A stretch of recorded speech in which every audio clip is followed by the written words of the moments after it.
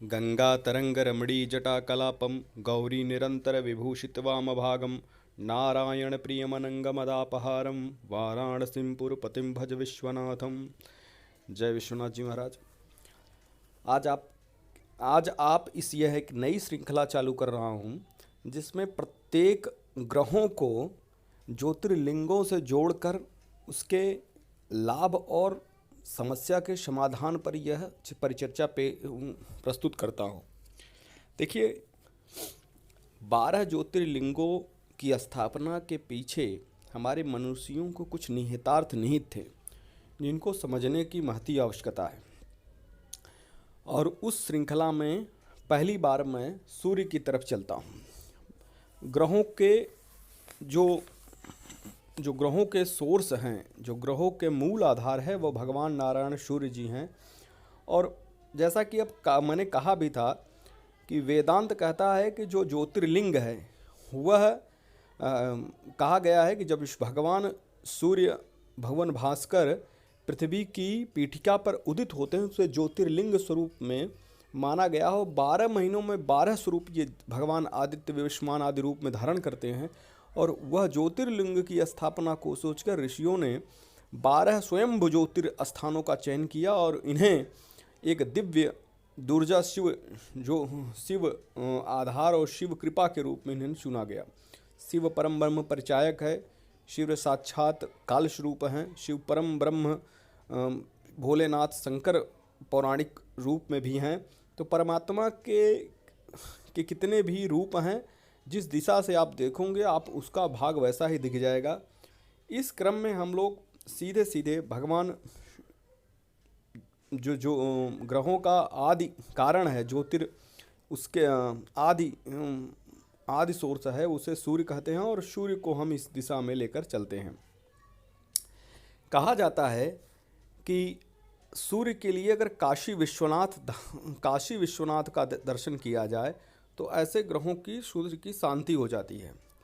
जब भी आपके जीवन में प्रशासन संबंधी समस्या खड़ी हो जाए, राजदंड संबंधी समस्या खड़ी हो जाए, पिता पुत्र का आपस में औचित्य समझ में न आए, स्वास्थ्य ऐसा खराब हो कि त्वचा का कोई भयंकर रोग हो जाए, हृदय रोग हो जाए, कैंसर हो जाए, या ऐसा रोग हो जाए जिसका कभी आप अनुमान भी न लगा सके, मेडिकल साइंस पूरी की पूरे फेल हो दिखे, तो आप अपने मान लीजिएगा कि आपका सूर्य ऊर्जा कमज़ोर पड़ रही है। और सूर्य ऊर्जा के लिए हमें स्वर्ण मंडित ऊर्जा की आवश्यकता होगी। और इसके लिए आप काशी में पहुंचिए और काशी में बाबा विश्वनाथ जी के धाम का दर्शन करिए। रहस्य ये है कि हमें रविवार के दिन सूर्योदय के बाद प्रथम पहर में और 1 प्रहर तक वहाँ साधना करनी है। साधना का स्वरूप कुछ इस तरह हो कि या तो आप वहाँ अभिषेक करा लें, अभिषेक न करा सकें तो रुद्री का पाठ का वाचन किसी ब्राह्मण से उस परिसर में बैठ के करा लें। अगर वह वाचन भी न हो सके तो भगवान गंगा तरंग स्तोत्र का लगभग 11-21-100 जितने भी पाठ आप 1 प्रहर तक कर सकते हैं, अथवा 1 प्रहर तक ओम नमः शिवाय का जाप भी कर सकते हैं, तो करिए।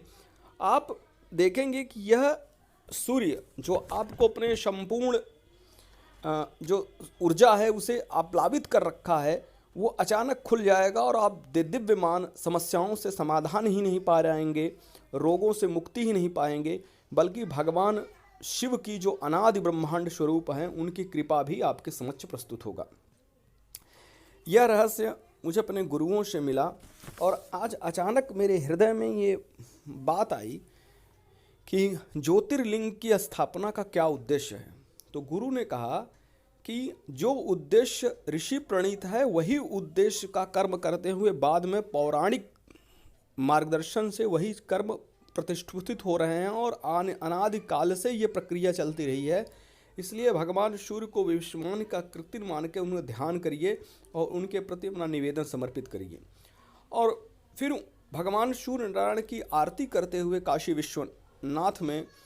विश्वनाथ का अर्चन करने मात्र से आप उस भगवती स्वरूप भगवती गायत्री, जो भगवती विवस्वान की आदि शक्ति हैं, भगवती गायत्री की भी आदि योग माया कहा भी जाता है कि परमात्मा का कोई लिंग नहीं होता और परमात्मा की योग माया, उस परमात्मा की आदि शक्ति स्वरूपा भगवती योग माया साक्षात भगवती रूप में उस परमात्मा की इच्छा को पूरा करती हैं।